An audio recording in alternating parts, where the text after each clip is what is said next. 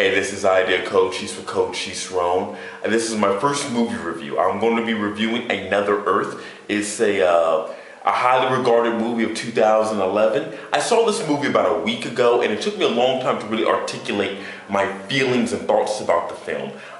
Don't expect too many of these other movie reviews to be coming out, but this one really struck a chord with me, so let's get into it. Another Earth caught my attention with the commercials and trailers I saw on the internet.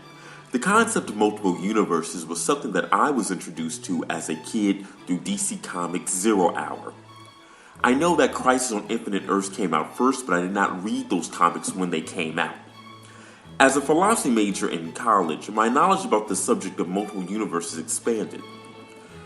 I noticed that in recent years, the mass media has taken a liking to this idea of multiple universes.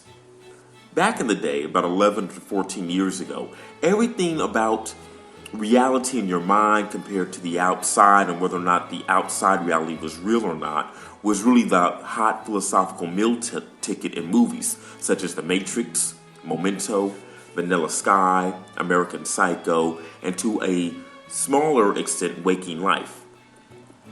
Now comes the idea of branching realities.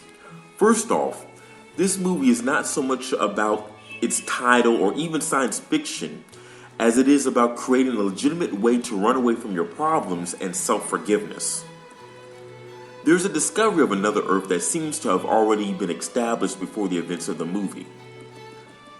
Quick plot points. A high school girl who's a prodigy in the vagueness of science seems to make a careless and costly mistake of crashing into a professor at Yale's car, putting him in a coma and killing his wife and kid. Jump 4 years ahead, and she's out of prison, depressed, and begins working as a janitor of all things at a high school.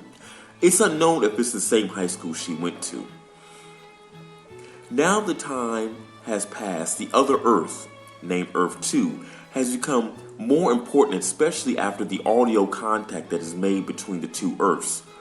There is some raffle for people to apply to go to Earth 2, and the protagonist applies. She comes across the intersection where the tragedy took place and sees her victim. She sees that the professor is now a depressed drunk that lives by himself and suffers from migraines. She tells him that she works for a cleaning company and will clean his house for free. He doesn't recognize that the person talking to him is responsible for his life being the way that it is today. Now, as a longtime Seinfeld fan, I remember back in season 4 where Jerry and George were pitching the idea that someone hits Jerry's character in their show pitch and another guy doesn't have insurance, so the judge orders the guilty party to be a butler to Jerry.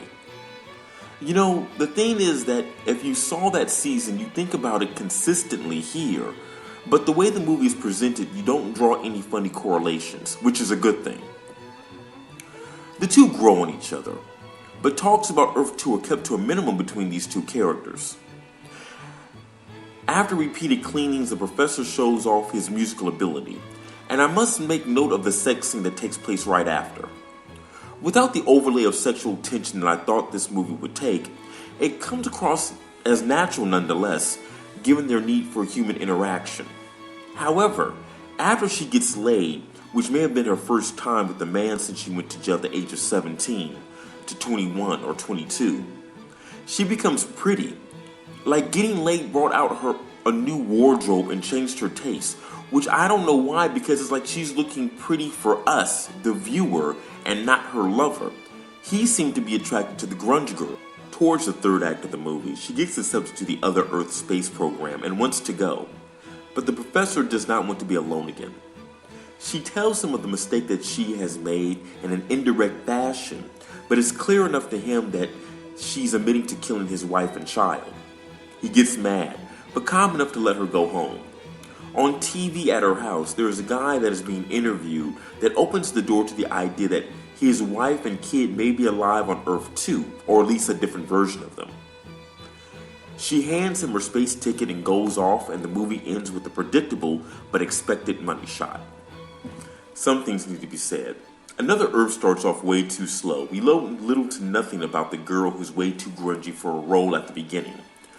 There are a lot of plot lines that are not explored deep enough either. Like how a girl that was set to go to MIT, a prestigious university, kills two people and puts one in the coma, and then deals with her life back in her hometown. There's not a lot of talk about that in this film. The two things that really get me about the main character is there's no talk about what happened in prison for 4 years, not even with her family. The second is the way she dresses. Now I know I'm being nitpicky, but it's like she's doing her best to look unattractive. It's like her wardrobe is straight out of Fargo or something. The attire would not draw as much negative attention if the sex scene that took place only because there needed to be a love interest didn't change her so much.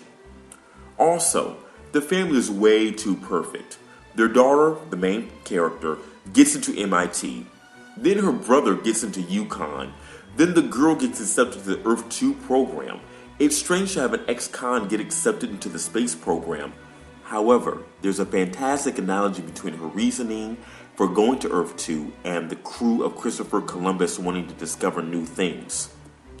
The music, just like the movie itself, takes time to grow on you. Because there's so little dialogue in the film, the movie lays the groundwork for tension with hard piano playing that has little rhythm, and not very good. But there's a scene in the movie that talks about a cosmonaut being the first man in space and hearing a sound that would have drove him crazy if he didn't learn to love it. I don't know if this was a key point to explaining it to the audience, but after seeing that scene, the music became more bearable. Of course, there's a number of scientific plot holes in the film. One, the gravitational pull of the other Earth. Where did it come from?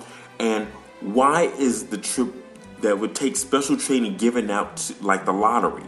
Like, how do they justify that? I don't know what they were thinking with this, but the thing is, you need to understand that this movie is not a sci-fi movie at all. It's about the search for redemption and the fantasy of what you would do if you could start all over. Well, at least that's what I got from it. All the side characters are extremely underdeveloped. The weirdo janitor, the dull and boring family. But with that said, the movie just focuses on two people and their adjustment to their new lives after a tragic event. I really got emotionally involved with them. Even though there's no life or death struggle or any violence or a great loss that happens or is alluded to happening after the initial event, that is something that showcases real storytelling skill. With what I said about the music and the lack of dialogue gives a sense of tension and atmosphere. There's a lot of talk about what would you say to yourself if you were to somehow meet yourself. But they never really explore that, and I'm glad they don't. This movie seems like a setup to a more sci-fi movie while being its own story. I wonder if the unanswered questions were not answered on purpose to ignite conversation with the viewers after watching the film. If it was, they accomplished that goal because after seeing Another Earth, you'll be thinking about it over and over. All in all, Another Earth is an above average movie that has the it factor of being a great movie over time. Go and see it.